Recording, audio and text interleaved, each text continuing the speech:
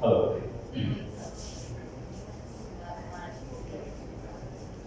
So very good morning to all of you. દ્રગ દ્રશ્ય વિવેક લગભગ 700 વર્ષ પૂર્વે વિદ્યારણ્ય સ્વામીએ આ એક નાનકડો ગ્રંથ રચ્યો છે.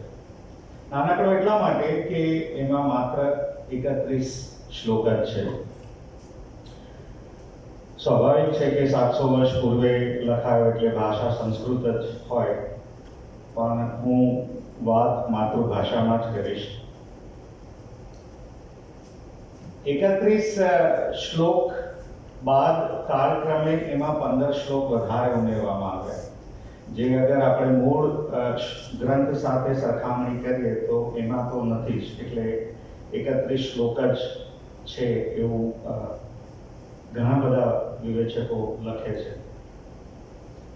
પેલી અંબેમાની આરતીમાં જેમ છે ને, લાસ્ટ લાઈન આવે, ભણે શિવાનંદ સ્વામી સુખ સંપત્તિ થશે, ત્યાં આરતી પૂરી થઈ ગઈ, પણ પાછળ જતા ઘણા બધા અંદર એડ થયા કે માનું મંડપ લાલ ગુલાબ ને એના જેવું છે. એટલે આમ 46 શ્લોક છે, પણ મૂળ ગ્રંથ પ્રમાણે માત્ર 31 શ્લોક છે. અધ્યાત્મ જગતમાં અગર આપણે પ્રવેશ કરવો હોય તો એની પૂર્વ શરત એ છે કે આપણે શાંતિ પાઠથી શરૂઆત કરવી જોઈએ. વક્તા અને શ્રોતા એ ભૌતિક સ્તરે ભલે સમાન સ્તરે ન હોય, પણ માનસિક સ્તરે અગર જો સમાન સ્તરે હોય તો જ સંવાદનો સેતુ રચાય. અને એટલા માટે ઉપનિષદોનું જ્યારે પણ વાંચન થતું અથવા વેદાંતની જ્યારે પણ વાત થતી ત્યારે શાંતિ મંત્રથી શરૂઆત થતી. આપણા એક બુક રિવ્યુઅર ભરતભાઈ પટેલ, મારા પરમ મિત્ર, એમણે જ્યારે મેડિટેશન્સ બુક રિવ્યુ કરી ત્યારે શાંતિ મંત્રથી શરૂઆત કરેલી. ઓમ ભદ્રમ કર્ણેભિઃ શૃણુયામ દેવાઃ. હે ઈશ્વર, અમે અમારા કાનથી શુભ વિચારો જ પ્રાપ્ત કરીએ, એવી ભાવના સાથે મંત્ર છે. અંતાણી સાહેબે જ્યારે ગોડ્સ ડેલ્યુઝન બુક રિવ્યુ કરી ત્યારે પણ એમણે એક શાંતિ મંત્રની વાત કરી હતી. ઓમ પૂર્ણમદઃ પૂર્ણમિદં, તે પૂર્ણ છે, આ પૂર્ણ છે, એ રીતે. તો એવો જ એક શાંતિ મંત્ર જે આપણે સૌ જાણીએ છીએ, આપણે એનાથી શરૂઆત કરીએ. ઓમ સહનાવવતુ સહનૌ ભુનક્તુ સહ વીર્યં કરવાવહૈ તેજસ્વિનાવધીતમસ્તુ મા વિદ્વિષાવહૈ. ઓમ શાંતિ શાંતિ શાંતિ. અહીંયા પહેલો જે અક્ષર છે સ, સંસ્કૃત ભાષામાં સનો અર્થ થાય તે. સો સ ઇઝ બેઝિકલી એ પ્રોનાઉન, સર્વનામ છે. અને સર્વનામનો ઉપયોગ ક્યારે થાય? જ્યારે નામ હોય ત્યારે. આપણે એમ કહીએ કે આ રામ છે, પછી તે ઇઝ ડુઇંગ સમથિંગ, આપણે એ રીતે ઉચ્ચાર કરીએ, પ્રોનાઉનનો ઉપયોગ કરીએ. પણ નામ વગર જ્યારે પ્રોનાઉનનો ઉપયોગ થાય ત્યારે વાત હંમેશા ઈશ્વરની જ હોય. એટલે અહીંયા સ નો અર્થ તે એટલે ઈશ્વર, એક પરમ ચેતના, એવી વાત છે. બીજો જે અક્ષર છે હ, it is just to exhibit, it has no meaning as such. ના ભવતુ, અગર એને આપણે સંધિ વિચ્છેદ કરીએ તો આપણને એવું જાણવા મળે કે નો અવતુ, જે બાજુમાં લખેલું છે નો. નો મીન્સ ટુ. સંસ્કૃતમાં નો નો અર્થ થાય ટુ, અને અવતુનો અર્થ થાય ટુ પ્રોટેક્ટ, મારી રક્ષા કરો. એટલે અર્થ એવો છે ઓમ સહના વવતુ એટલે હે ઈશ્વર, અમારા બંનેની રક્ષા કરો. કોણ બંને? ગુરુ શિષ્ય અથવા તો વક્તા અને શ્રોતા, બંનેની રક્ષા કરો. પ્રશ્ન થાય શેનાથી રક્ષા કરો? તો મિનિંગ એવો છે કે અજ્ઞાનથી રક્ષા કરો. Please protect us from any misunderstandings or distractions. ત્યારબાદ બીજી પંક્તિ છે સહનૌ ભુનક્તુ. ભુનક્તુનો અર્થ પણ થાય પ્રોટેક્ટ. તો ફરી પ્રશ્ન થાય કે એકવાર તો રક્ષા કરો એવું કહી દીધું, ફરીથી રક્ષા કરો એવું શા માટે કહ્યું?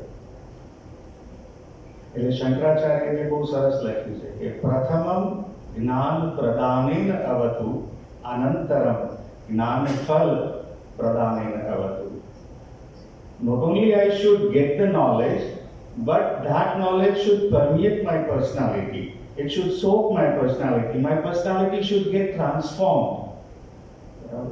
એટલે માત્ર હું બોલું અને મારામાં કોઈ પરિવર્તન ન આવે, અથવા તો તમે સાંભળો અને એ સાંભળ્યા બાદ વિચાર મનન કર્યા બાદ તમારામાં કોઈ પરિવર્તન ન આવે તો એનો કોઈ અર્થ નથી. એટલે ઈશ્વરને એવી પ્રાર્થના છે કે એ જે પરિવર્તનને આડે આવતા વિઘ્નો છે એનાથી પણ અમારી રક્ષા કરો. ઓમ સહના ભવતુ સહનૌ ભુનક્તુ. પછીની પંક્તિ છે સહવીર્યમ કરવાવહૈ. અમે બંને જ્ઞાન મેળવવાનો પ્રયત્ન કરીએ. સફળતા મેળવવા માટે માત્ર ઈશ્વરનો અનુગ્રહ થાય એવું જરૂરી નથી, આત્માનો અનુગ્રહ પણ જરૂરી છે. ઈશ્વરનો અનુગ્રહ હતો એટલે કદાચ આ પુસ્તક સમીક્ષાનું આયોજન થયું, પણ if I and you do not try to understand this, then there is no meaning. તેજસ્વીના વધીતમસ્ત. Not only I should receive the knowledge, I should be able to retain the knowledge. એવો એનો અર્થ છે. મા વિદ્વેષાવહૈ. Let there not be any misunderstanding between me and you. Let there be mutual love and respect between me and you. Om Shanti, Shanti, Shanti. 3 વખત શાંતિ શબ્દનો ઉપયોગ કર્યો. પહેલું છે આધિ આત્મિક વિઘ્નો જે આપણને નડે છે, ફિઝિકલી મેન્ટલી, એનાથી ઈશ્વર આપની રક્ષા કરે. બીજો શાંતિ શબ્દ છે આધિ ભૌતિક, જે આપણા સરાઉન્ડિંગ્સ, નિયર બાય સરાઉન્ડિંગ્સથી જે પણ ઓબ્સ્ટિકલ્સ અથવા તો વિઘ્નો જે આવે છે એનાથી આપણી રક્ષા થાય. અને ત્રીજું છે આધિ દૈવિક, એટલે કે સુનામી છે, થંડર સ્ટોર્મ, પૂર આપત્તિ જેવા વિઘ્નોથી પણ રક્ષા ઈશ્વર આપણી કરે.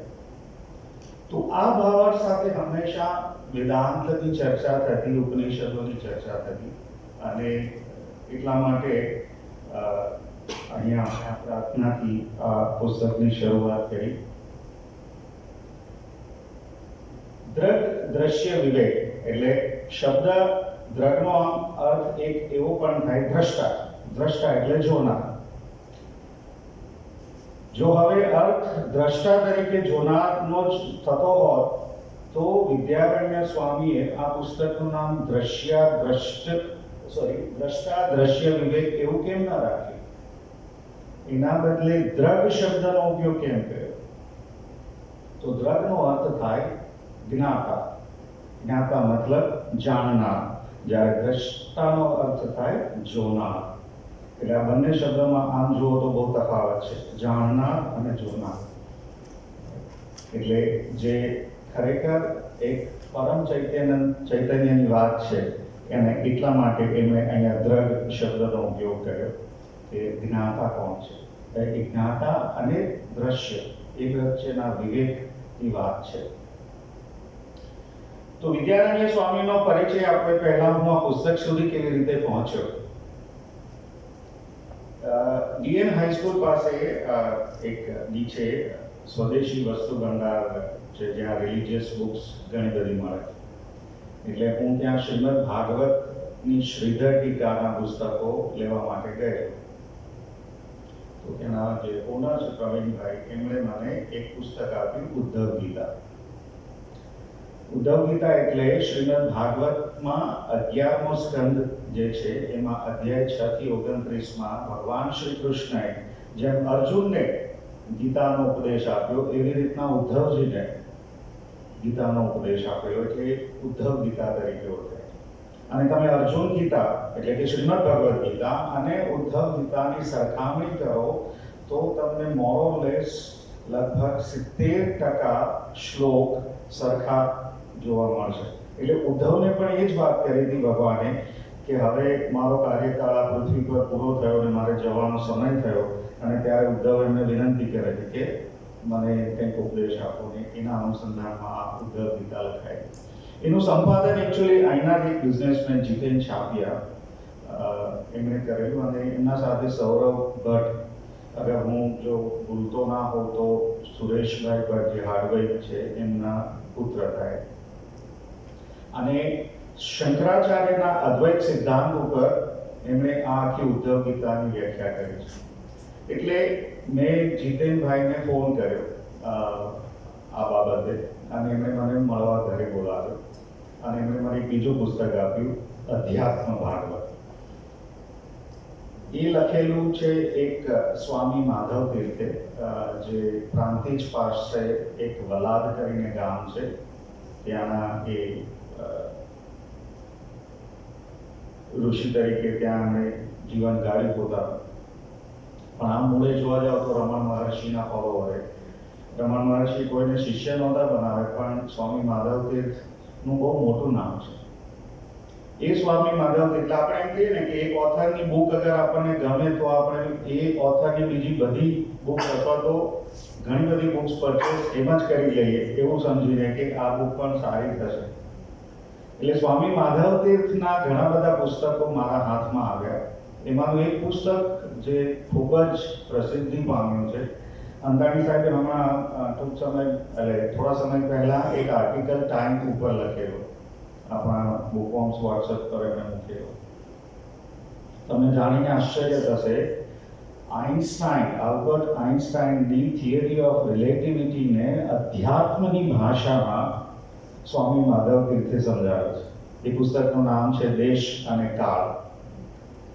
એનું ઇંગ્લિશમાં પણ ટ્રાન્સલેશન થયું છે, wonders of space end time. I have both the books. If anybody wants, I will share. અને એમાંથી મને આ પુસ્તક જડ્યું, દૃઢ દ્રશ્ય વિવેક. એટલે એ વખતથી પછી શોધ ચાલતી હતી. એમાં ચિન્મયા મિશનનું આ એક ગુજરાતી ભાષાંતર હાથમાં આવ્યું.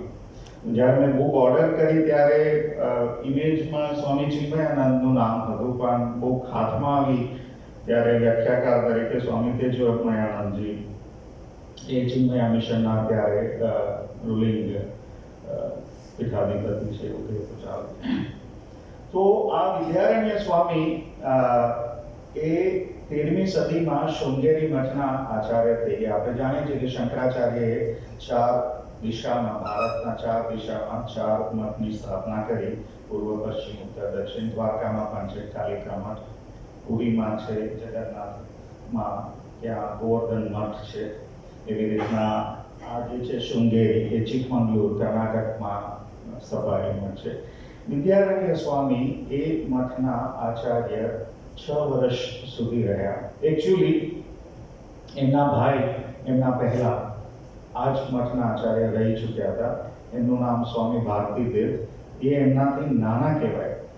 વાત એવી છે કે એમના નાના ભાઈ ઘરેથી નીકળી ગયા અને એમની શોધખોળ માટે સ્વામી વિદ્યારણ્ય, જેમનું પૂર્વાશ્રમનું નામ માધવ હતું, તો એ એમના સર્ચ માટે એમને ભાઈને શોધવા માટે ગયા અને શૃંગેરી મઠ પહોંચ્યા. ત્યાં ખબર પડી કે ભાઈએ તો દીક્ષા ઓલરેડી લઈ લીધી છે. હવે આ સ્વામી વિદ્યારણ્યના બાબતમાં 2 પ્રકારની વાતો વાંચવામાં આવી. એક એવી કે ભાઈની વૈરાગ્ય સ્થિતિથી પ્રેરાઈને પોતે પણ એ શૃંગેરી મઠમાં રોકાઈ ગયા, ત્યાં સાધના કરી અને પાછળથી દીક્ષા લીધી. અને બીજી એક લોકો એક એવી છે કે માતંગી પર્વત ઉપર એ ગૃહસ્થ હતા, એટલે માતંગી પર્વત ઉપર ગાયત્રી માની સાધના ખૂબ કરી. અહીંયા મેં લખ્યું છે કે મહાપુરશ્ચરણ કરે. પુરશ્ચરણ શબ્દનો અર્થ થાય કે તમે જ્યારે 24 લાખ મંત્રો પૂરા કરો ત્યારે એક પુરશ્ચરણ થયું એવું કહેવાય. એટલે અત્યારે જે ગાયત્રી પરિવારના જે સ્થાપક કહેવાય પંડિત શ્રીરામ શર્મા આચાર્ય, જે હયાત નથી, પણ એમણે આવા 24 મહાપુરશ્ચરણ પૂરા કર્યા. એટલે કે 24 લાખના 24 મહાપુરશ્ચરણ કમ્પ્લીટ કર્યા. એવું સ્વામી વિદ્યારણ્યએ પણ કર્યું, પણ છતાં એમ કે ગાયત્રીમાં પ્રસન્ન ના થયા, એટલે એમણે ગૃહસ્થ ત્યાગ કર્યો અને સંન્યાસ ધારણ કર્યો. અને સંન્યાસ ધારણ કર્યો અને ટૂંક સમયમાં ગાયત્રીમાં પ્રસન્ન થયા અને એવું વરદાન આપ્યું કે તું જે પણ કંઈ લખીશ એ અપ્રતિહત રહેશે, મતલબ કે તારા જેવું બીજું કોઈ લખી નહીં શકે. અને આ નાનકડો ગ્રંથ એવો છે કે એમાં વાંચેલી વાતો આપણને હચમચાવી મૂકે. આપણા આત્મા વિશેના જે વિચારો છે એ અત્યાર સુધી ભ્રામક હતા એવું સાબિત કરે આ પુસ્તક. અરણ્ય એટલે જંગલ, અરણ્યમાં રહીને એમણે વિદ્યા પ્રાપ્ત કરી એટલે એમ કે એમનું નામ વિદ્યારણ્ય પડ્યું. એમના એક ગુરુ હતા સ્વામી વિદ્યાશંકર, જે શૃંગેરી મઠના આચાર્ય હતા, જેમણે એમને દીક્ષા આપી. અને બીજા એક ગુરુ કાશીમાં હતા, સ્વામી શંકરાનંદ. અને એવું કહેવાય છે કે ગાયત્રી માના પ્રસન્ન થયા બાદ સ્વયં વેદ વ્યાસે પણ આવીને એમને બદ્રિકાશ્રમમાં એમને વિદ્યા પ્રદાન કરી. એમના જે પ્રસિદ્ધ ગ્રંથો છે એમાં એક ગ્રંથનું નામ છે પંચદશી. પંચદશીનો અર્થ થાય 15 ચેપ્ટર્સ. પંચ 5, દશી 10. એટલે 15 ચેપ્ટરનું એક પુસ્તક એમણે લખ્યું છે વેદાંત ઉપર. અને એ એટલું બધું પ્રસિદ્ધ છે કે એવું કહેવાય કે જે પણ વ્યક્તિ વેદાંતનો અભ્યાસ કરવા માંગતી હોય એ કદાચ આને અભ્યાસ ન કર્યો હોય એવું બની જ ન શકે. This is a compulsory text for all of them. ત્યાર પછી છે જીવન મુક્તિ વિવેક, દ્રગ્દૃશ્ય વિવેક, અનુભૂતિ પ્રકાશ, ઉપનિષદ વિકાર, ઘણું બધું. એ એટલા બધા જ્ઞાતા હતા કે વ્યાકરણ, મીમાંસા, એસ્ટ્રોલોજી, મેથેમેટિક્સ, ઘણા બધા વિષયો પર લખ્યું. એક કથા એવી પણ છે કે વિજયનગરની જે સ્થાપના થઈ એ એમના કારણે થઈ. આજે પણ વિજયનગરના અમુક સ્પેશિયલ ટેમ્પલ્સ જે છે એ વર્લ્ડ હેરિટેજમાં સ્થાન પામેલા. એટલે રાજા હરિહર અને એમના ભાઈ હતા બુકારા કરીને, એમની વિનંતીથી એમણે વિજયનગરમાં વિરૂપાક્ષેશ્વર મહાદેવ, એ જ મુખ્ય રાજા છે, એવી રીતના સ્થાપના કરીને એમ કે 300 વર્ષ સુધી વિજયનગર ચાલ્યું. અગર તમે હિસ્ટ્રી જો સ્ટડી કરો તો તમને ખ્યાલ આવે. અને સંસ્કૃત વાङ्મયમાં એ ખૂબ પ્રતિષ્ઠિત અને પ્રભાવી આચાર્ય હતા. તો ચાલો આપણે ભીતરની યાત્રા શરૂ કરીએ. ભીતરની યાત્રા એટલા માટે કે આ આખી વાત ધીરે ધીરે ઊંડાણમાં જવાની છે, બહારની કોઈ જ વાત નથી. તો શરૂઆત વિવેક શબ્દથી કરીએ. ગુજરાતીમાં એક શબ્દ છે સ્મય. સ્મયનો અર્થ થાય અભિમાન. અને બીજો એક શબ્દ છે વિસ્મય. એટલે જ્યારે આપણું અભિમાન, જ્યારે મારો અહંકાર ખરી પડે અને ત્યારે જે સ્થિતિ સર્જાય એને કહેવાય વિસ્મય. આપણે નાના હતા ત્યારે બહુ વિસ્મયતાથી આખા જગતને જોતા હતા, પણ એકવાર મેમરીમાં એ સંગ્રહ થઈ ગયો પછી એ વિસ્મય ક્યાં ખોવાઈ ગયું ઈશ્વરને ખબર. એટલે ઈગો એ સ્થાન પાછું લઈ લીધું. વિવેકનો અર્થ આમ એક એવો પણ થાય ડિસ્ક્રિમિનેશન. પણ અત્યારે ડિસ્ક્રિમિનેશન શબ્દ નેગેટિવ સેન્સમાં ખૂબ લેવાય છે, જેન્ડર, કાસ્ટ, રેશિયલ ના અર્થમાં. પણ આપણે પોઝિટિવ સેન્સમાં એનો મિનિંગ લેવાનો છે. Meaning is to separate, right. એટલે ગુજરાતીમાં એમ કહેવાય કે એનો વિચ્છેદ કરવો અથવા તો અલગ તારવવું, એ પૃથક્કરણ કરવું, રાઈટ. ગુણવંત શાહે બહુ એક નાનકડી પુસ્તિકા લખી છે, ઘરે ઘરે ગીતામૃત કરી. બહુ જ નાની પુસ્તિકા, 10-15 એક પાનાની હશે. એમાં એમણે બહુ સરસ એક વાક્ય લખ્યું કે માણસની બુદ્ધિ પર વિવેકનો પહેરો ના હોય ને તો દુર્યોધન અને શકુની જેવા પેદા થાય. એટલે વિવેક દરેક વ્યક્તિમાં હોવો ખૂબ જરૂરી છે. દરેક વ્યક્તિમાં હોય છે ઓછે વખતે પ્રમાણે, પણ એની મહત્તા જેટલી વધારે માણસ એટલો જ સમજુ વધારે, એવું કહેવાય.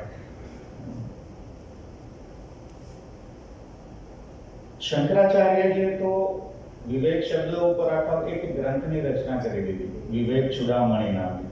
500 થી વધારે શ્લોકો એમણે આ ગ્રંથમાં લખ્યા માત્ર વિવેક ઉપર. To be precise, 581 shlokas are there in Vivek Chudamani. માત્ર વિવેક વિશે જ વાત. તો બે શબ્દો છે, શ્રેયસ અને પ્રેયસ. કઠોપનિષદમાં બીજા અધ્યાયમાં યમરાજ નચિકેતાની સાથે સંવાદ કરે છે. આપ સૌ જાણો છો નચિકેતા અને યમરાજની સ્ટોરી. અગર જો તમે કદાચ અક્ષરધામ પણ અગર વિઝિટ કર્યું હોય અને ફાઉન્ટેન શો જોયો હોય તો ત્યાં પણ વાત યમરાજ નચિકેતાની છે. અને નચિકેતાને જે 3 વરદાન યમરાજ આપે છે એમાં સેકન્ડમાં યમરાજ એમ કહે છે કે હું તને આખી સૃષ્ટિના તમામ વૈભવ આપું, ધન દોલત આપું. અને નચિકેતા એને નકારી કાઢે, મારે આમાં કશું ન જોઈતું. અને ત્યારે યમરાજ એને આ 2 path વિશે સમજાવે છે. So Shreyas is basically a path of goodness. જે શરૂઆતમાં કદાચ પ્રતિકૂળ રહી શકે પણ આગળ જતા એ સાનુકૂળ છે. જ્યારે બીજો પાથ છે પ્રેયસ. પ્રેયસ means a path of pleasure.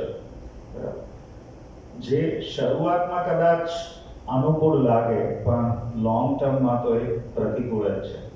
એટલે વિવેક કરવાનું યમરાજ નચિકેતાને કહે છે કે તે પાથ ઓફ પ્લેઝર ન સિલેક્ટ કર્યો, that is too good. કારણ કે લગભગ 90% લોકો પાથ ઓફ પ્લેઝર જ પસંદ કરે. Path of Shreyas, path of goodness જે કહીએ આપણે, એ ઘણા ઓછા વ્યક્તિઓ પસંદ કરતા હોય છે. બીજો એક વિવેક છે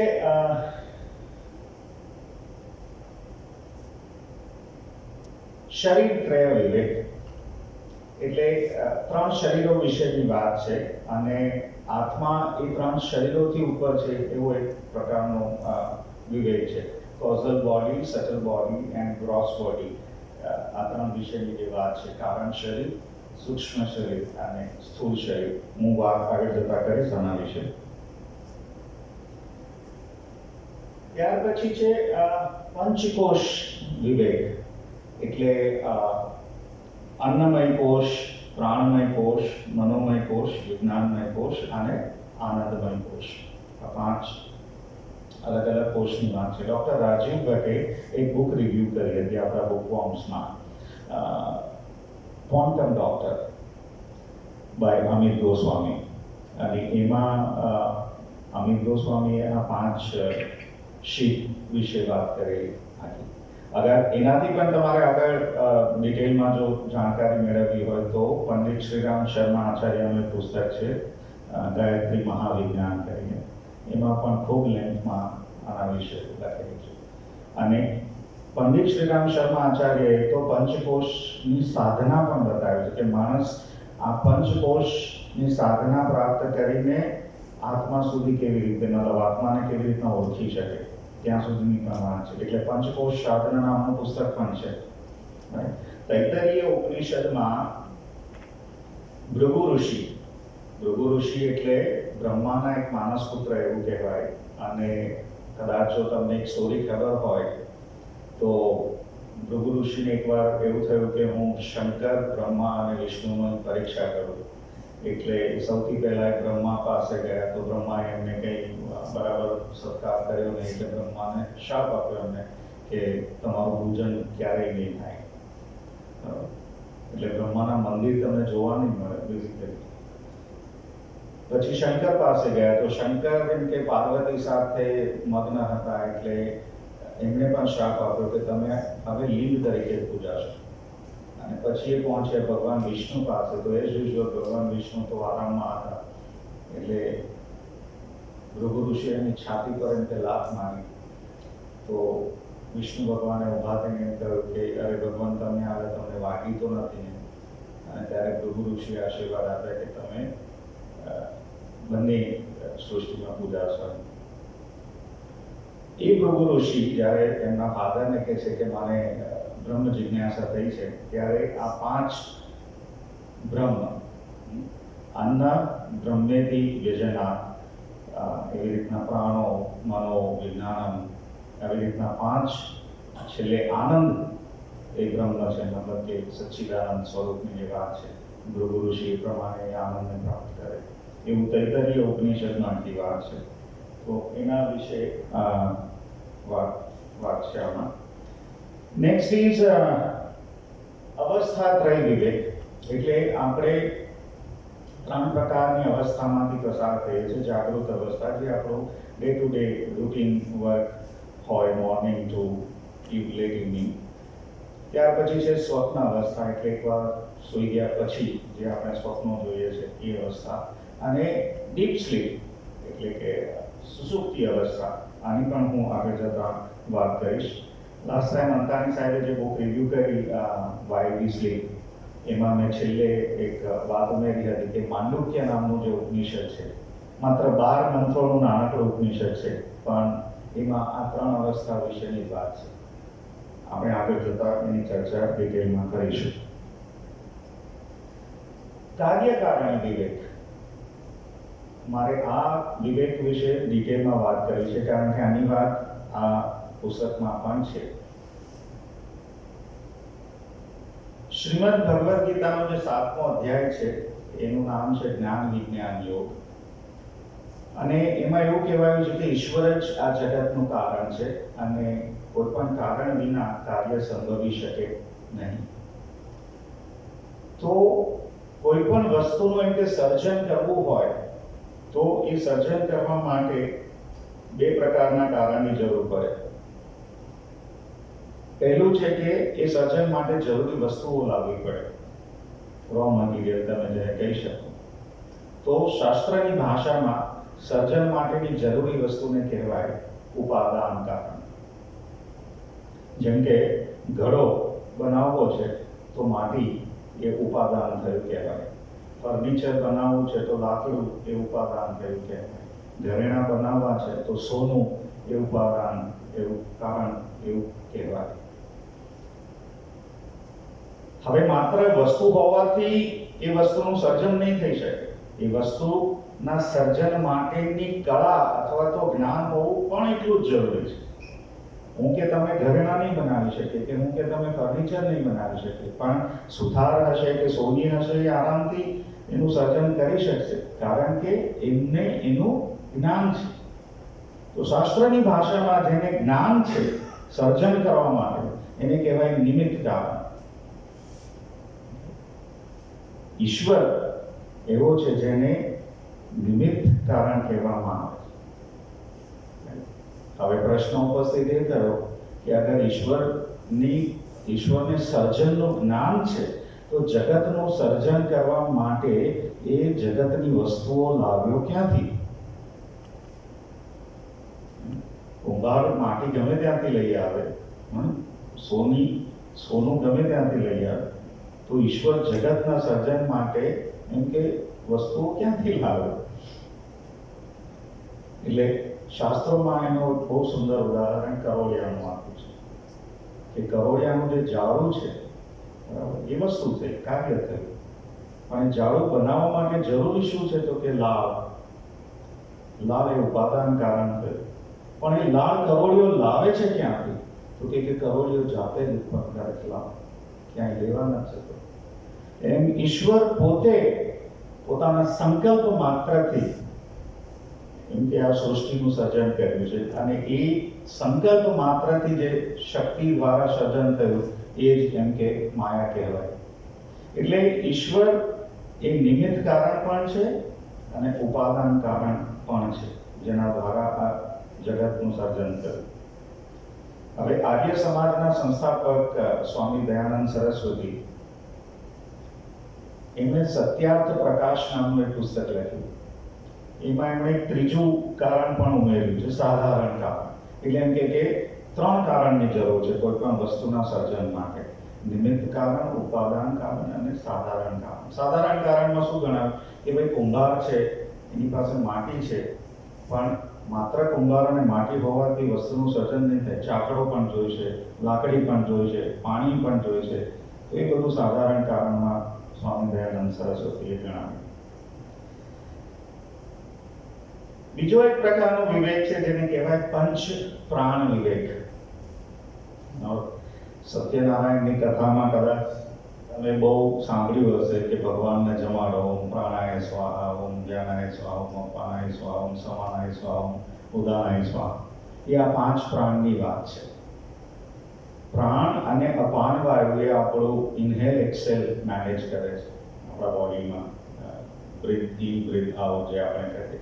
જ્ઞાન નામનું જે વાયુ છે એ બેસિકલી આખા બોડીમાં પ્રાણની જે વ્યાપકતા છે એનું ધ્યાન રાખે. સમાન નામનો જે વાયુ છે એ આપણે જે ખોરાક લઈએ છીએ એનું એનર્જીમાં કન્વર્ટ કરવાનું કામ, પ્રોટીન, કાર્બોહાઈડ્રેટ વગેરેનું કામ એ સમાન વાયુનું છે. અને ઉદાન વાયુ, હું અત્યારે જે ઊભો રહ્યો છું, આપણે જે શરીર ઊભું રહે છે આપણું, it is because of this ઉદાન વાયુ. જે રાત્રે ઊંઘ ચડે આપણને મેલેટોનિન વધે આપણું, એટલે ઉદાન વાયુ ઘટે અને તે શરીર પછી ઊભું રહી શકે નહીં, એવી વાત છે આ. પણ શાસ્ત્રની દ્રષ્ટિએ કાર્ય પ્રણાલીના ભેદને લીધે 5 બીજા પ્રાણ પણ, એને ઉપપ્રાણ પણ કહે છે, બરાબર. એટલે એક પ્રાણનું નામ છે નાગ. નાગ વાયુનું કામ મુખ્ય શું છે? તો કે તમને જે ઓડકાર ખાઓ છો અથવા ક્યારેક વોમિટ થાય છે તમને, it is because of this. કુર્મ, આપણી આંખો જે ખુલ્લી બંધ થાય છે એ આ ના લીધે છે. કૃકલ એટલે ભૂખ લાગવી આપણને, જે જ્યારે પણ આપણને ભૂખ લાગે ત્યારે આ વાયુને સમર્પિત. દેવદત્ત એટલે ઊંઘ આવવી અથવા બગાસા જે આવે આપણને, it is because of this. અને ધનંજય એટલે એમ કે શરીર મૃત અવસ્થામાં આવે ત્યારે જે ફૂલી જાય છે એની પાછળનું કારણ ધનંજય વાયુ છે. એટલે એવું કહેવા માંગે છે કે આપણે આ અવસ્થાત્રયમાં પણ નથી ફિટ થતા, કે પંચકોશમાં પણ ફિટ નથી થતા, કે પંચપ્રાણમાં પણ ફિટ નથી થતા. વી આર બિયોન્ડ ધેટ, એવું શંકરાચાર્યથી તત્વ વિવેકમાં કહે છે.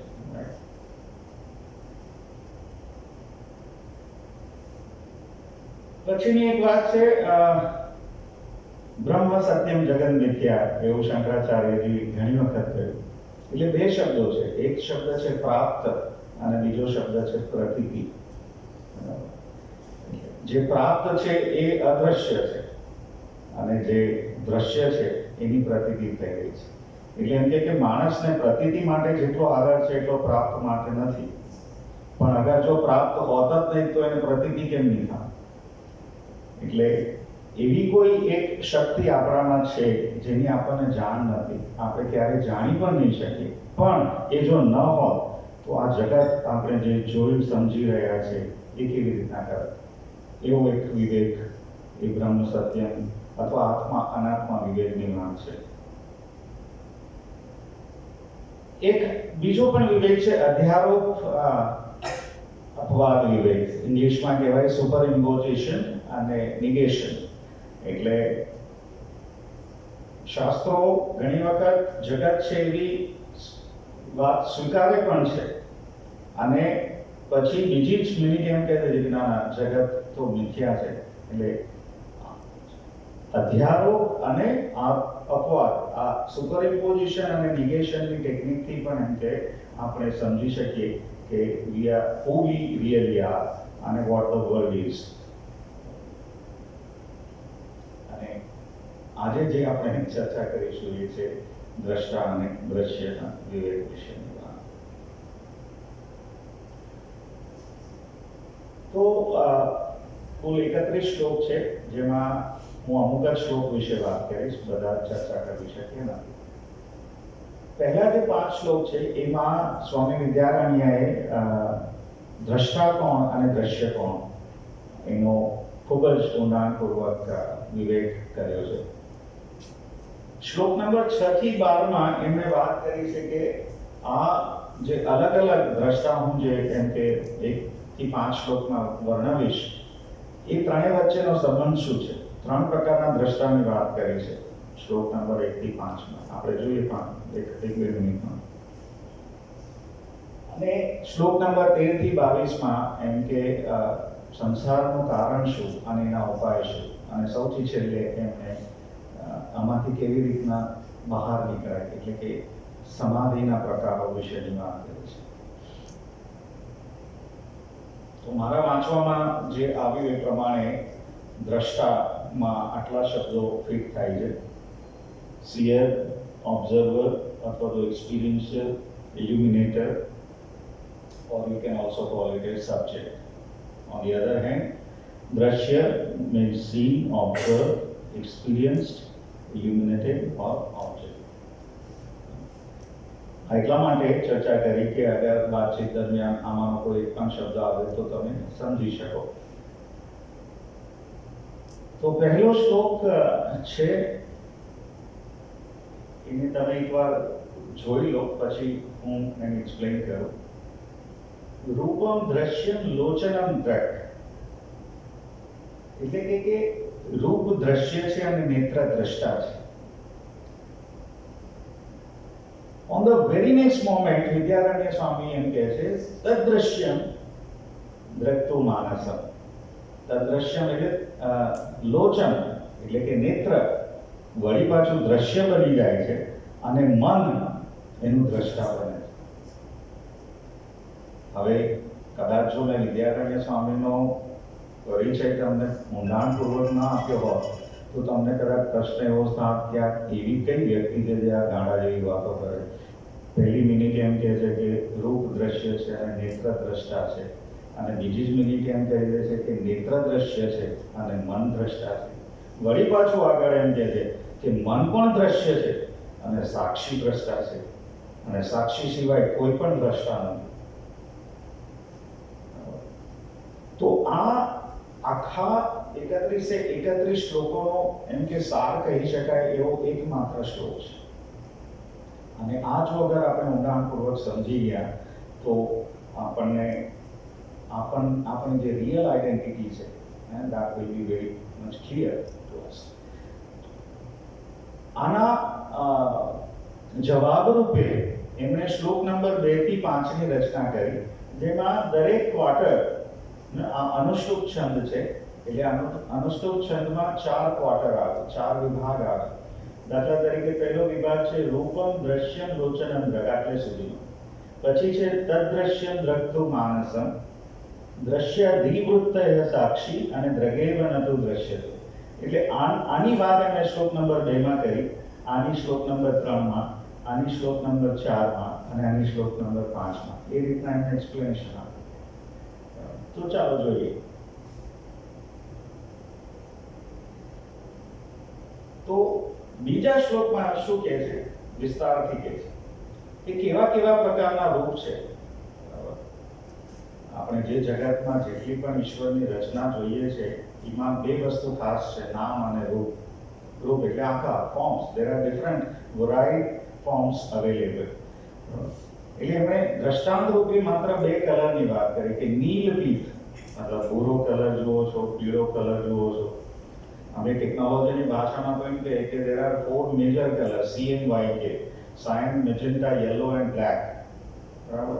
પણ આપણે તમે જે કલર પ્રિન્ટર યુઝ કરો છો એ આ 4 કલરના કોમ્બિનેશનથી 16.7 million colours can be produce.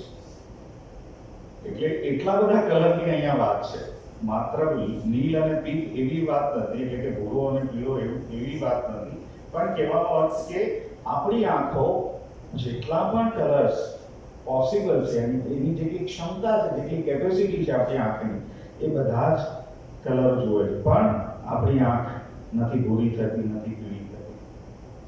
એ તો એક જ રહે છે. છેલ્લું વાક્ય વાંચો, લોચનમ એકદા, અથવા તો અહીંયા લખ્યું છે the eye remaining the same sees them all. સ્થૂલ સૂક્ષ્મ આપણે ઘણું બધું જાડું અથવા પતલું એવા ફોર્મ્સ પણ આપણે જોઈએ છે. બરાબર? પણ એના માટે કે આંખો જાડી નથી થતી, કે આંખો પાતળી નથી થતી. દીર્ઘ હસ્વ એટલે ટૂંકું અને લાંબુ એવું પણ આપણે જોઈએ છે. નાના વિધાની રૂપાન, મતલબ there are variety of forms. એટલે રૂપમ દ્રશ્યમ લોચનમ દ્રકના અર્થની પાછળ સ્વામી વિદ્યારણ્ય એવું કહેવા માંગે છે કે આંખ માત્ર એક છે, પણ દ્રશ્યો ઘણા બધા છે. હવે અહીંયા ઉલ્લેખ માત્ર આંખનો નથી. આપણા જે 5 વિષયો છે, શબ્દ, સ્પર્શ, રૂપ, રસ અને ગંધ. બરાબર? એટલે એમ કે કાનથી પણ તમે ઘણા બધા અવાજો સાંભળો છો. બરાબર? તીણો અવાજ, જાડો અવાજ, કર્કશ અવાજ, રડવાનો અવાજ, હસવાનો અવાજ, પણ છતાં કાન એકના એક જ. એવો ભાવ છે. ત્વચાની વાત કરો તો ગરમ, ઠંડુ, બરછટ, લીસું, ઘણા બધા એવા સ્પર્શ છે, બરાબર, પણ છતાં ત્વચા એકની એક જ છે. પુષ્પો લઈ લો, સુગંધ, ઘણા બધા પ્રકારની સુગંધ છે, પણ છતાં નાક એક છે. એટલે કહેવાનો ભાવાર્થ એવો છે વિદ્યારણ્ય સ્વામીનો કે દ્રષ્ટા હંમેશા એક જ હોય છે, પણ દ્રશ્ય ઘણા બધા હોય.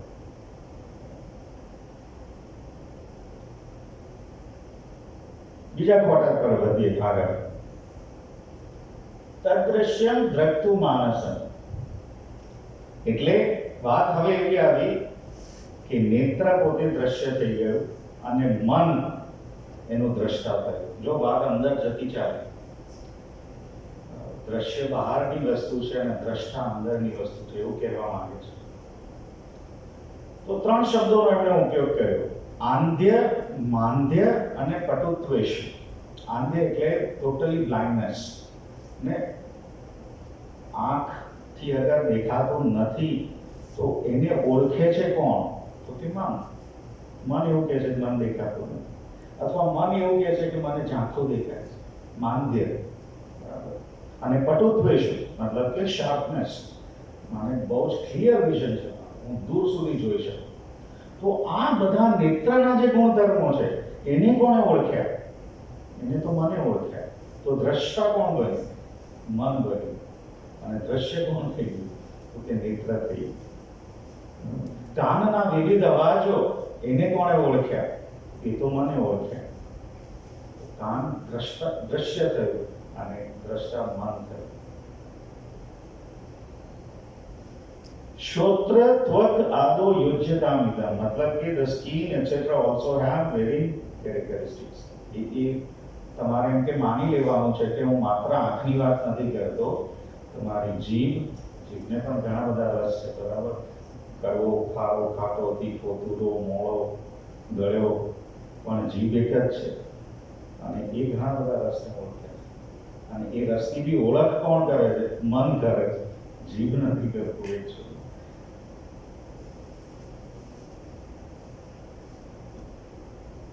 દ્રશ્ય ધીવૃત્તયા. ત્રીજા કેસમાં, ત્રીજા ક્વાર્ટરમાં વિદ્યારણ્ય સ્વામીએ વાત હજુ બદલી નાખી, હજુ ઊંડાણમાં લઈ ગયા કે આ મનની પણ જેટલી વૃત્તિઓ છે એને પણ કોઈક જાણે છે. તો મનની કેટલી વૃત્તિઓ છે? એટલે વિદ્યારણ્ય સ્વામી અમુક વૃત્તિ ગણાવી, પણ આપણને ખબર છે કે હજારો લાખો વૃત્તિઓ મીન્સ થોટ્સ. તો અહીંયા અમુક નામ આપે છે. દાખલા તરીકે કામ એટલે કે ઈચ્છા કરવી, ડિઝાયર. સંકલ્પ કરવો એ પણ મનની જ ઈચ્છા છે. સંદેહ કરવો એ પણ મનનું જ કામ છે, ડાઉટ કરવો. શ્રદ્ધા, મને એટલો બધો ગાઢ વિશ્વાસ છે કે ના આ વસ્તુ થશે. અશ્રદ્ધા એટલે એનાથી ઓપોઝિટ. ધૃતિ, દ્રઢ નિશ્ચય. ધી અને ભી મતલબ કે લજ્જા આવવી અથવા તો જ્ઞાન મેળવવું કે ડર. આવા જે બધા મનના ભાવ છે એ મનના ભાવને પણ કોણ ઓળખે છે? તો એનો જવાબ એમને આપ્યો સાક્ષી. એટલે સાક્ષીનો અર્થ થયો આત્મા, જે પરમ ચૈતન્યની વાત છે ત્યાં. અને છેલ્લામાં એમણે રિવીલ કરી દીધું દ્રગેવ નતુ દ્રશ્યતે. એટલે આપણે એમ કહીએ ને કે ઈશ્વરે જગતને બનાવ્યું, તો ઈશ્વરને કોણે બનાવ્યો? એ પ્રશ્ન પાછો ઊભો થાય આપણને. અને આપણે એમ જવાબ ખોડી લઈએ કે ઈશ્વરને પણ એના ઈશ્વરે બનાવ્યો, તો એ ઈશ્વરને કોણે બનાવ્યો? સો એ કન્ટિન્યુઅસ રિગ્રેશન ચાલતું જ રહે. અને એને સ્ટોપ કરવા માટે વિદ્યારણ્ય સ્વામીએ એમ કહી દીધું દ્રગ એવ નતુ દ્રશ્યતે. સાક્ષી ક્યારેય દ્રશ્ય બની શકે નહીં. એ અંતિમ દ્રષ્ટા છે અને એકમાત્ર દ્રષ્ટા છે. એના સિવાય બીજો કોઈ દ્રષ્ટા નથી. એટલે આ શ્લોકની સમરી અગર લઈએ તો સમરીમાં એવું કહેવાય કે આપણા અનુભવમાં આવતી તમામ વસ્તુઓ, તમામ ચીજો દ્રશ્ય માત્ર છે. આપણે જે પણ કંઈ અનુભવીએ, કારણ કે નેત્ર, કાન, જીભ એ પણ દ્રશ્ય થઈ ગયા, મન ખુદ દ્રશ્ય થઈ ગયું, તો બચ્યું કોણ? તો કે એ બધાને જાણનારું કોઈક પરમ શક્તિ કોઈક છે, જેને આપણે ક્યારેય દ્રશ્ય નહીં માની શકીએ, એ આપણને દેખાશે પણ નહીં. અને એટલા માટે છેલ્લા ક્વાર્ટરમાં એમ કહ્યું, ન ઉદેતી ન અસ્તમ ઇતિ એષા ન વૃદ્ધિમ યાતિ ન ક્ષયમ સ્વયં વિભાતિ અથ અન્યાની ભાસયેત સાધનમ વિના. એટલે કે આ આત્માનો જન્મ નથી. ઉદેતી એટલે ઉદય નથી થતો. સૂર્યાસ્ત, સનરાઈઝ, સનસેટની જે વાતો કરે છે એવું નથી અહીંયા. આત્મા સ્વયં વિભાગી, મતલબ સ્વયં પ્રકાશિત છે. અથ અન્યાની ભાસયેત સાધનમ વિના, કોઈ પણ પ્રકારના સાધનની મદદ વગર એ સ્વયં પ્રકાશિત છે. એટલે જે કોન્શિયસનેસ છે, રાઈટ, એ કોન્શિયસનેસ ઇઝ ઓલ પરવેડિંગ. અને એને સૂર્યને કોઈને પ્રકાશની જરૂર નથી. સૂર્ય સ્વયં પ્રકાશિત છે. પણ પૂર્ણિમાના ચંદ્રની વાત કરીએ, અગર મારા કે તમારામાંથી કદાચ કોઈ એ પહેલી વખત જ્યારે ચંદ્રને જોયો હશે ત્યારે ચંદ્રને પણ એક પ્રકાશિત ગ્રહ માન્યો હશે નાનપણમાં. પણ ચંદ્ર એ તો એકચ્યુઅલી પ્રકાશ ઉછીનો લીધો છે સૂર્ય પાસે. એટલે આ શ્લોકની પાછળ કહેવાનું તાત્પર્ય એવું છે કે સ્વયં પ્રકાશિત તો માત્ર એક ચૈતન્ય છે, સાક્ષી છે અથવા તો આત્મા છે. એના પ્રકાશથી જ મન પ્રકાશિત બને છે. That means mind borrows the consciousness from soul. And then all our body complex, એટલે જેટલા પણ આપણા અંગો છે એ બધા પણ ચેતનવંતા બને છે because of mind only. એક સિમ્પલ ઉદાહરણ આપું કે બટાકા અગર ગરમ કરીએ આપણે, બરાબર, તો બટાકાને જે ગરમી મળી એ કોના લીધે મળી? પાણીના લીધે મળી.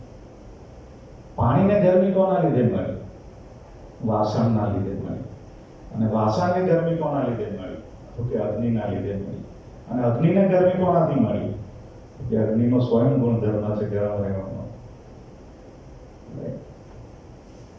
એટલે આત્માનો જે પ્રકાશ છે એ આપણા માઇન્ડને પ્રકાશિત કરે છે.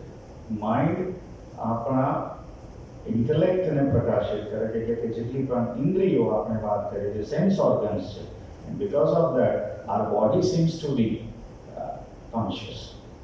પણ વાસ્તવમાં એવું નથી. આપણે મૃત વ્યક્તિ જોયું તો એ કોન્શિયસ કેમ નથી દેખાતા? શરીર એ વખતે કેમ કોન્શિયસ નથી? અગર જો બોડી ખરેખર કોન્શિયસનેસ ધરાવે છે તો.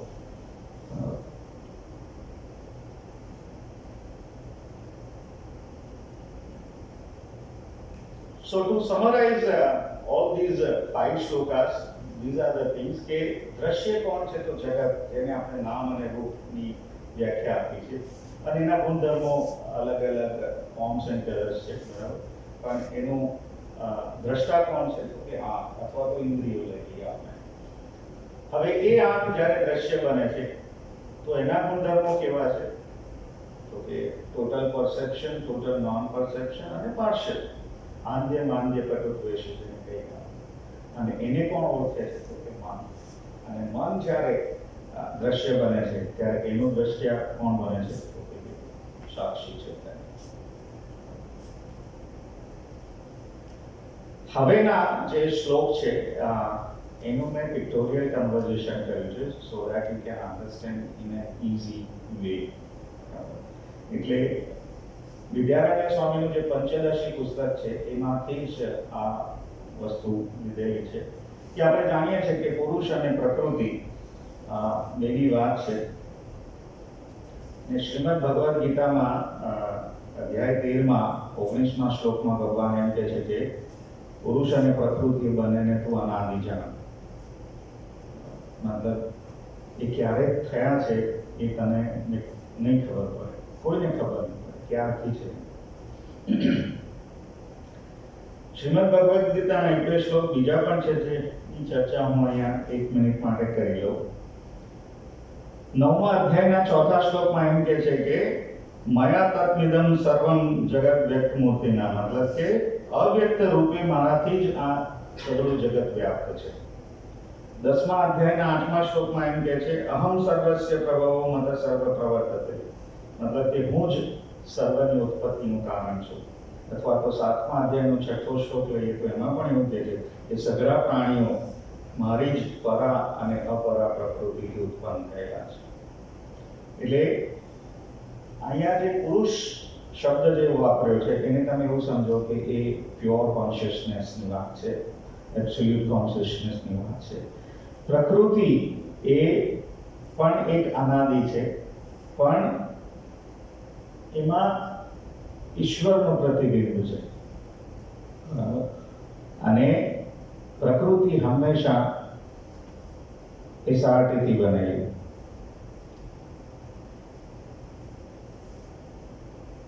કોલેજમાં અને યુનિવર્સિટીમાં મને શોર્ટમાં બધા એસઆરટી નામથી બોલાવે, સર્વેશ રજનીકાંત ત્રિવેદી, બધાએ નામ પાડી દીધું મારું એસઆરટી. પણ અહીંયા એ એસઆરટીની વાત નથી, વાત છે સત્વ, રજસ અને તમસ, મતલબ 3 ગુણોની વાત છે. અને શ્રીમદ ભગવદ્ ગીતામાં ભગવાન એમ કહે છે કે મારી ત્રિગુણમય માયાને આધાર આપીને પ્રકૃતિના પ્રભાવથી પરાધીન આ સંપૂર્ણ ભૂત સમૂહને હું ફરીને ફરી સર્જું છું. એટલે એ પ્રકૃતિના પણ 2 વિભાગ છે. એ સત્વ, રજસ અને તમસ જે પ્રકૃતિના 3 ગુણો છે, એ ગુણોમાંથી જે સત્વગુણ છે, સત્વગુણ હંમેશા જ્ઞાન પ્રગટ કરે. આપણે જેટલા પણ ઇન્ટેલેક્ટ બની રહ્યા છે એની પાછળનું ચોક્કસ રીઝન માનજો કે આપણામાં સત્વગુણ ખૂબ છે, બરાબર. રજસ ગુણ એ ક્રિયા ઉત્પન્ન કરે અને તમસ ગુણ હંમેશા પ્રમાદ ઉત્પન્ન કરે અથવા તો જ્ઞાન ઉત્પન્ન કરે કે મોહ ઉત્પન્ન કરે. જીવનમાં અગર આ 3 ગુણો વિશેની જાણકારી જો અગર આપણને સમજ આવી ગઈ ને તો કદાચ આપણે બહુ બેલેન્સ્ડ લાઈફ જીવી શકીએ. We have to make sure કે સત્વગુણનું પલ્લું હંમેશા ભારે રહે, અને એ અગર જો રહેશે તો આપણું જે ઇન્ટેલેક્ટ લેવલ છે, ઇન્ટેલેક્ચ્યુઅલ લેવલ, એ હંમેશા ઊંચું રહેશે. કે તો એ શુદ્ધ સત્વગુણ પ્રધાન માયા જે છે, એટલે એનાથી જે ઉત્પન્ન થઈ એને માયા નામ આપ્યું.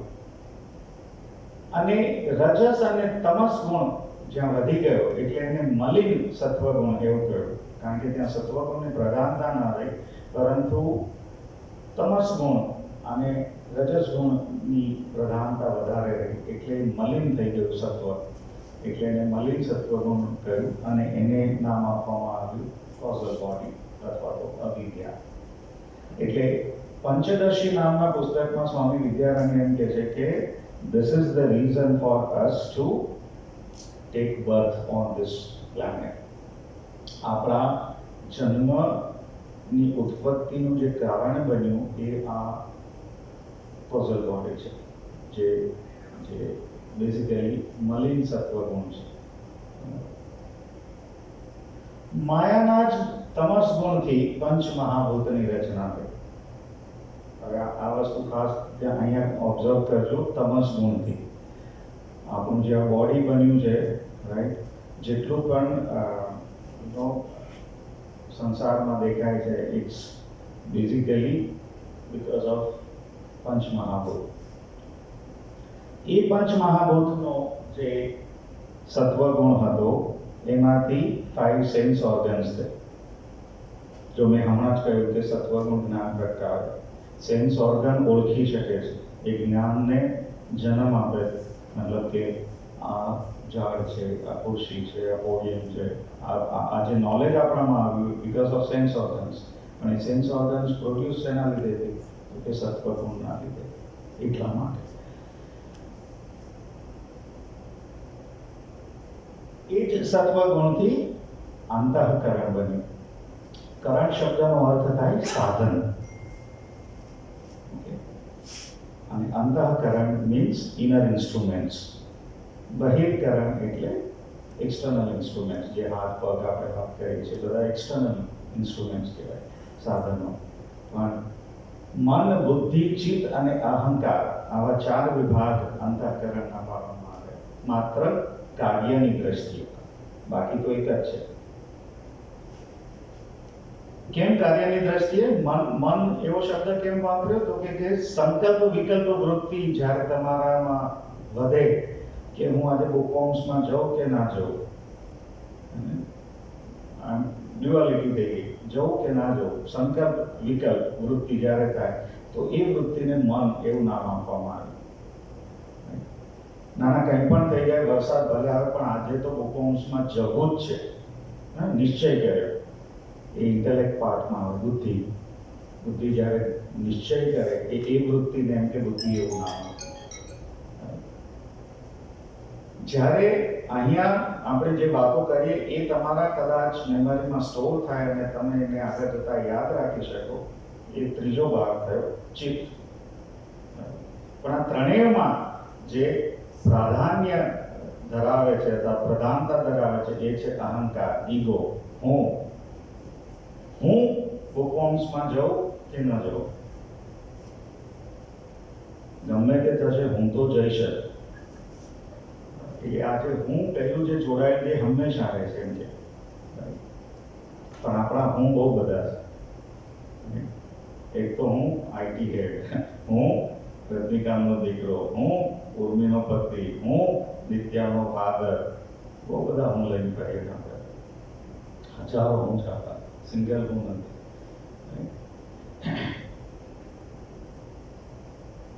શંકરાચાર્યએ પણ નિર્વાણ ષટક લખ્યું ને, એમાં એ તો ચોખ્ખું કે છે મનો, બુદ્ધ્ય, અહંકાર, ચિત્તાની નાહમ. આ 4માંથી હું કશું નથી. ન ચ શ્રો ત જીહવે, ન ચ ઘ્રાણ નેત્રે, ન ચ દ્યો, ન ભૂમિ, ન તેજો, ન વાયુ, ચિદાનંદ રૂપ શિવોહમ શિવોહમ. ન ચ પ્રાણ સંયો, ન વૈ પંચ વાયુ, ન વા સપ્ત ધાતુ, ન વા પંચકોશ. એટલે હું કશું જ નથી, હું માત્ર એક એબ્સોલ્યુટ કોન્શિયસનેસ છું. છેલ્લે તો એવું કહે છે અહમ નિર્વિકલ્પો નિરાકાર રૂપો, સૌથી છેલ્લી પંક્તિમાં. હું, મારો કોઈ આકાર પણ નથી, મારો કોઈ વિકલ્પ પણ નથી, એકમાત્ર છું. તો એ પણ એમ કે સત્વ પ્રધાનથી બન્યું અને રજસ પ્રધાનથી આપણી કર્મેન્દ્રિયો ઉત્પન્ન થઈ. આપણા હાથ, પગ, ઉપસ્થ, વાયુ જેવી વાત કરીએ છીએ. ઇવન આપણા જે 5 પ્રાણ છે એ પણ એમ કે રજસ પ્રધાન તત્વથી ઉત્પન્ન થયા. પણ આ જગતમાં જેટલા પણ વિષયો બન્યા, સબ્જેક્ટ્સ જે બન્યા, રાઈટ, જેને તન્માત્ર કહેવાય શાસ્ત્રની ભાષામાં, શબ્દ રસ, રૂપ રસ અને ગંધ, એ તમસથી બન્યા. મતલબ કે આપણને એટ્રેક્શન બહુ થાય ને કે આજે પીઝા ખાવો છે, અથવા તો I want to buy an iPhone, અથવા તો આઈપેડ, વોટેવર. કંઈ પણ વસ્તુ માટેનું એટ્રેક્શન તો ડિઝાયર, ઈચ્છા ઉત્પન્ન થવી, એની પાછળ તમસ ગુણ આભારી છે. અને because of that our gross body is created. So this is how Vidyaranya Swami has explained કે આખું સૂક્ષ્મ શરીરમાં શું આવે? 5 જ્ઞાનેન્દ્રિયો, 4 અંતઃકરણ એટલે 9, 5 કર્મેન્દ્રિયો એટલે 14 અને 5 પ્રાણ એટલે 19. આ 19 તત્વો જે ભેગા થયા એને નામ આપવામાં આવ્યું સટલ બોડી, સૂક્ષ્મ શરીર. અને જે ગ્રોસ બોડી બની, it is because of the 5 તન્માત્રાસ. હવે ગ્રોસ બોડી પણ કેવું બન્યું એ જસ્ટ પિક્ટોરિયલ ફોર્મમાં, હું વધારે સમય નહીં લઉં, કે જે મુખ્ય હોય વિષય એ 50% હોય અને બાકીના 4 1/8 પાર્ટમાં આવે. એટલે આઈ એમ એન એસ્ટ્રોલોજર, તો હું કહી શકું કે આ વ્યક્તિના ગુણો કયા હશે. એને વાયુ ગુણ વધારે છે, અથવા તો પૃથ્વી ગુણ વધારે છે, કે અગ્નિ ગુણ વધારે છે, રાઈટ? એ ઓટોમેટિકલી આપણને એ કુંડળી પરથી જ ખબર પડે. It is because of this. હવે આગળ વાત કરીએ કે આ જે માયા છે એ બે પ્રકારની છે.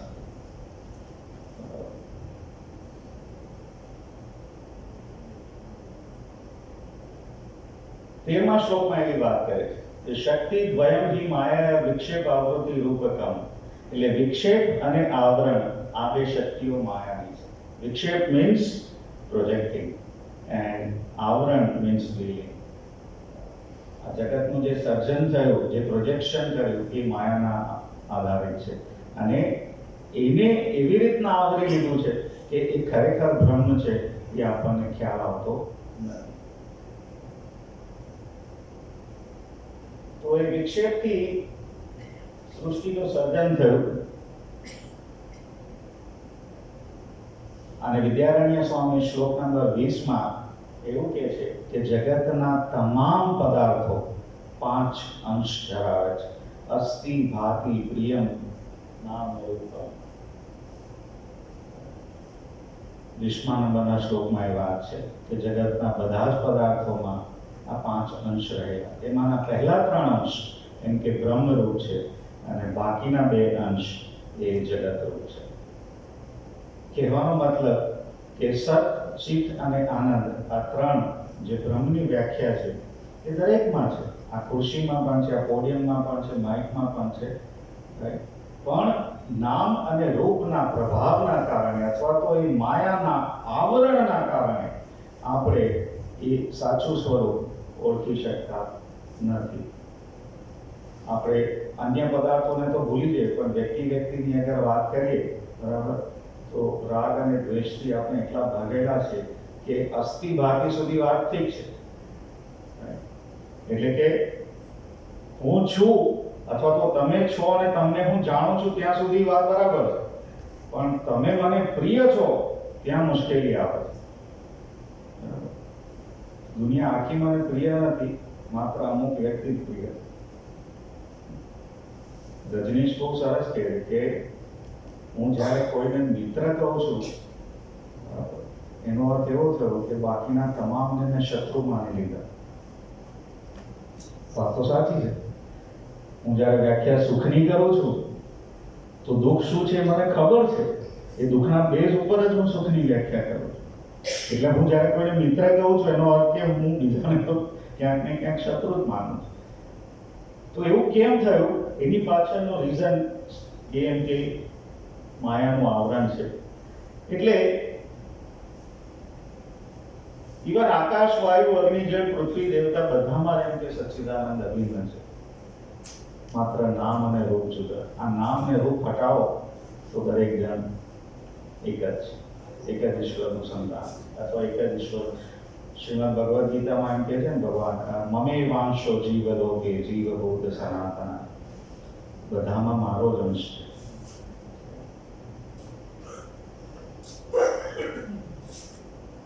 એટલે એમ કે નામ અને રૂપ બંનેની ઉપેક્ષા કરો અને અંદર અને બહાર એ સચ્ચિદાનંદ સ્વરૂપનું ધ્યાન ધરો. નરસિંહ મહેતાનું એક પદ મને ખૂબ યાદ આવે છે કે અખિલ બ્રહ્માંડમાં એક તું શ્રી હરિ, જુજવે રૂપે અનંત ભાસે, દેહમાં દેવ તું, તત્વમાં તેજ તું, શબ્દમાં શૂન્યમાં શબ્દ થઈ વેદવાસ.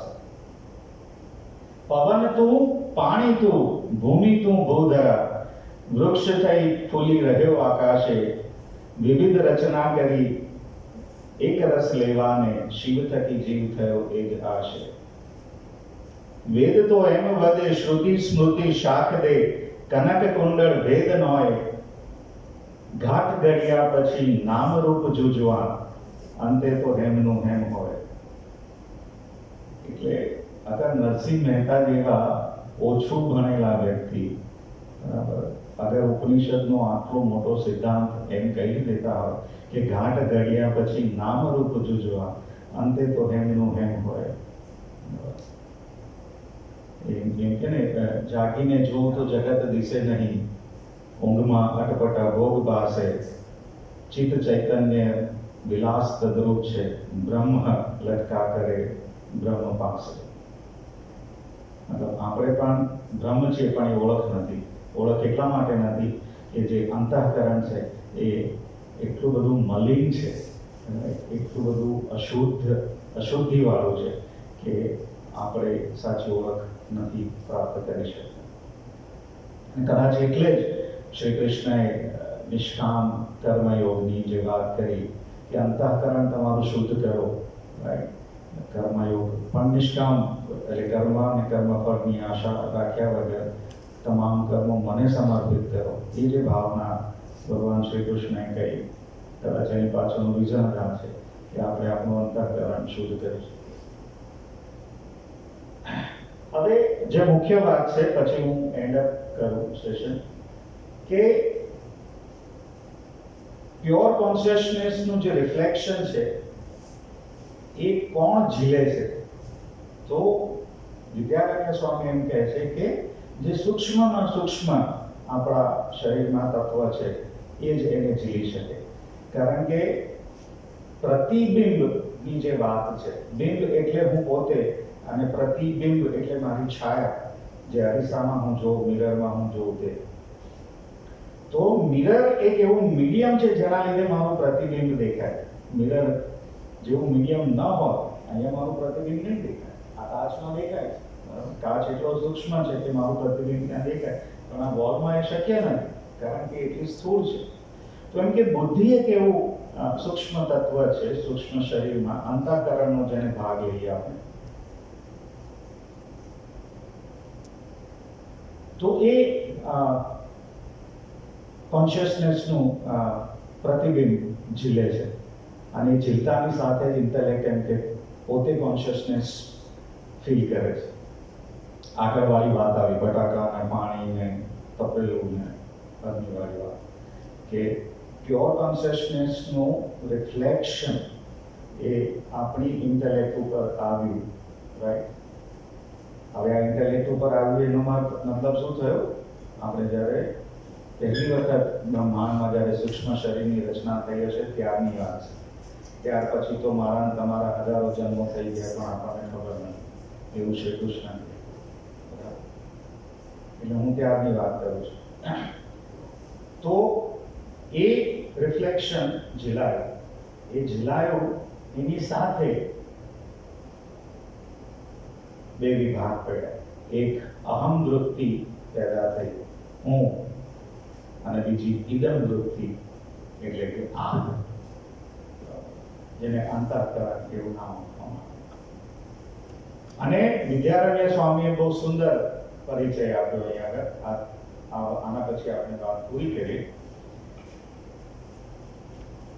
કે અગ્નિ અને લોઢું એટલે એમ કે એવું સમજી લો કે તમારી પાસે એક લોખંડનો ગોળો છે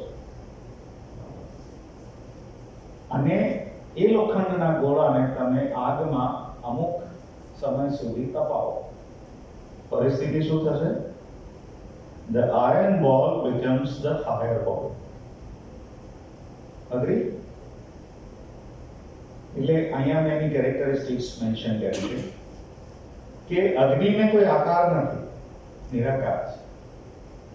પણ સામે જુઓ તો રાઉન્ડ શેપ છે લોખંડના ગોળા. રંગ તો કે કદાચ આનો લાલ અથવા નારંગી છે અને લોખંડનો કાળો છે. સ્વરૂપ આનું ગરમ છે, પેલો સ્પર્શ કરતા ઠંડુ ગણાય.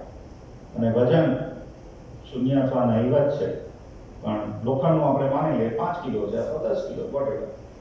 અને તમે એને અમુક સમય સુધી ગરમ કર્યો તો પરિસ્થિતિ શું થઈ કે લોખંડનો ગોળો એ આગનો ગોળો બની ગયો. મતલબ આગ અને લોખંડે એકબીજાના ગુણધર્મો એવી રીતના અપનાવી લીધા, રાઈટ, કે બંને એક થઈ ગયા. જેમ કે ફાયરબોલ એ રાઉન્ડ શેપ ધારણ કરી લીધો, અગ્નિને તો કોઈ આકાર હતો નહીં, છતાં ગરમ થયા પછી એ ગોળ લાગ્યો. અગ્નિનું કોઈ વજન નહોતું, છતાં અગ્નિનો ગોળો 5 કિલોનો હોય એવું લાગ્યું. લોખંડ જે સ્વભાવે ઠંડુ કહેવાય, બરાબર, પણ છતાં એને હળવા જાવ તો ગરમ પ્રદર્શિત થયું અને કાળો કલર હોવા પછી પણ એણે અગ્નિનો કલર ધારણ કરી લીધો. એટલે આપણું જે રિફ્લેક્શન છે કોન્શિયસનેસનો, રિફ્લેક્ટેડ કોન્શિયસનેસ એને કહેવાય, એ અને અહંકાર એમ કે બંને એવા મેચ થઈ ગયા છે કે હું જ સાક્ષી છું એવી પ્રતીતિ આપણે કરીએ છીએ. તો શંકરાચાર્ય કહે છે એવું નથી, મનોબુદ્ધિ અહંકાર ચિત્તાની નામ. હું તો અહંકારથી પણ એક સ્ટેપ પાછળ છું, અંદરની સાઈડ જે અહંકારને પણ ઓળખે છે. That is who I am. એટલે વિદ્યારણ્ય સ્વામી એનું બહુ સરસ ઉદાહરણ આપ્યું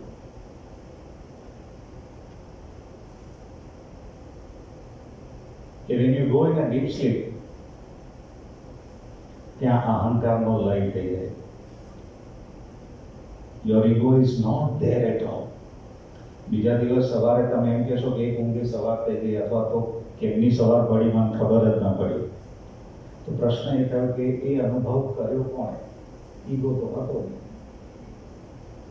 Why ego was not there? Because your mind was not there. Your mind was totally absent in the deep sleep. તમને એક પણ વિચાર આવે ડીપ સ્લીપમાં નથી ખબર પડતી ને. હા, ડ્રીમ સ્ટેટમાં યુ નો કે હું અહીંયા ગયો, ત્યાં ગયો, હું એક હોટેલમાં બેઠો હતો વગેરે વગેરે. પણ તમે એ પણ વિચાર કરો, સ્વપ્નમાં તમારું કોઈ પણ ડ્રીમ તમને ગઈકાલે કે એના આગલા દિવસે આવ્યું હોય, ધ્યાનથી વિચાર કરજો કે બધા તમે હતા કે નહીં. What I M trying to say કે હું એક હોટેલમાં ગયો ને ત્યાં મેં 100 માણસ જોયા, ત્યાં મેં એક પરફોર્મન્સ આપ્યું અથવા તો I had a lunch or dinner over there, whatever. પણ એ બધું જ ઊભું કોણે કર્યું? તમે. એ આખી જીવ સૃષ્ટિ કોને ઊભી કરી? તમે પોતા. એટલે ઓરિજિનલ ભાગવતમાં જે વાત છે, એકો હમ બહુશ્યામી, ભગવાનને એવો સંકલ્પ કર્યો કે હું એકમાંથી અનેક થઈ જાઉં, એ તો ડ્રીમ સ્ટેટમાં પણ તમે કરો છો. પણ દેટ ઇઝ અર્ધ વિકાસ. અને પૂર્ણ વિકાસ એમ કે જ્યારે આપણે જાગૃત અવસ્થામાં હોઈએ ત્યારે. એટલે અહંકાર જ્યારે એનો ટોટલી લય થઈ જાય, મતલબ કે સાવ અચેતન અવસ્થામાં તમારો દેહ જતો રહે, ત્યારે પણ કોઈક એને ઓબ્ઝર્વ કરનાર છે, જેના દ્વારા તમે અનુભવ કરીને એવું કહો છો કે આ ઊંઘ મને બહુ સરસ આવી, અથવા એક ઊંઘે સવાર થઈ ગયું, અથવા કેમની સવાર પડી મને ખબર જ ના પડી. આ કોણે જાણ્યું? Your ego was not there at all. અને એટલે શંકરાચાર્ય એમ કહે છે કે you are not the ego. Beyond that. આવી ઘણી બધી સરસ વાત છે, પણ સમયના અભાવે સ્વાભાવિક રૂપે હું ના કહી શકું. ખાલી એક નાનકડી વાત કરીને હું મારી વાત પૂરી કરતો કે 2020-21માં કોરોના જ્યારે પીક ઉપર હતો ત્યારે હું એસ્ટ્રોલોજીકલ એનાલિસિસ ખૂબ કરતો, અને 5 નવેમ્બર 2021 એ આપણું નવું વર્ષ હતું હિન્દુ કેલેન્ડર પ્રમાણે. અને ત્યારે મેં અંતાણી સાહેબને, ઇવન ઝવેરી સાહેબને, બીજા ઘણા બધા મિત્રોને એક વોટ્સઅપ મેસેજ નૂતન વર્ષ અભિનંદનનો એવો કરેલો, અને એમાં એવું લખેલું કે વિવેક ચૂડામણીમાં શંકરાચાર્ય એમ કહે છે કે જંતુ નામ નર જન્મ દુર્લભ હતા, મતલબ કે મનુષ્ય જન્મ મળવો બહુ મુશ્કેલ છે. અને આટલા હજારો વર્ષો પછી એમ કે 7 અબજ માનવ દેહ આ પૃથ્વી પર છે અત્યારે. આપણે માનવ વસ્તી એ મેં 2021માં લખેલું, 5 નવેમ્બર 2021માં. તો એક પરમ ચૈતન્યની દિશામાં ભળવાની યાત્રાનો આરંભ થઈ ચૂક્યો છે, કારણ કે 2032થી એક આધ્યાત્મિક યુગનો પ્રારંભ થવા જઈ રહ્યો. આવું મેં લખેલું એમને. હમણાં ઇન્ટરનેટ ઉપર એક બુક બહુ સેન્સેશનલ થઈ રહી છે. પંડિત કાશીનાથ મિશ્ર, જે જગન્નાથ ઓડિશાના છે, વતની પુરીના, એમણે ઓડિયા ભાષામાં લગભગ 1,85,000 જેવા ગ્રંથો જે ઓડિયા ભાષામાં લખાયેલા એનું ટ્રાન્સલેશન શરૂ કર્યું છે. અને એમાં એ પુસ્તકનું નામ છે ભવિષ્ય માલિકા પુરાણ. અને એમાં પહેલું જ વાક્ય એવું લખ્યું છે કે 2032 થી સત્યયુગની શરૂઆત. હવે 2032 થી સત્યયુગ શરૂ થશે કે નહીં આપણને નથી ખબર. મેં શું સમજીને લખ્યું હતું એ પણ મને નથી ખબર. Whatever it may be, but our spiritual era is going to be started in very soon, in few years. સ્વાભાવિક રૂપે એવું એકદમ તો નહીં આવે, કારણ કે એના પહેલા વિધ્વંસ પૂરી રીતે થશે.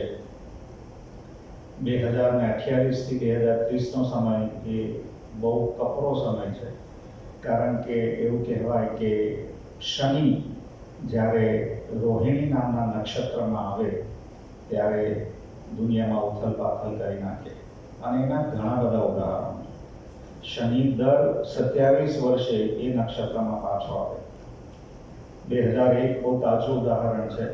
2001માં જ્યારે અર્થક્વેક થયો, કે વર્લ્ડ ટ્રેડ સેન્ટર્સ તૂટ્યું, કે બીજી ઘણી બધી કેલામિટીઝ થઈ, ત્યારે સેટર્ન વોઝ ઇન રોહિણી કોન્સ્ટલેશન.